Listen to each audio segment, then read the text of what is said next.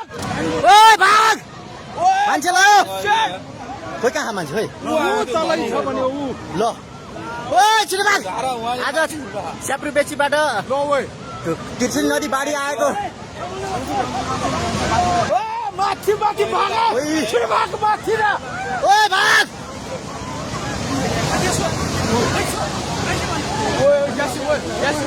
धेरै नै ठुलो आएको छ अचानक विपत्ति आयो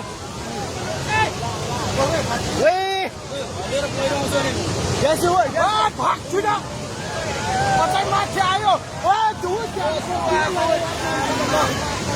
धेरै नै ठुलो आएको छ ओए भाग ओए छिटो भाग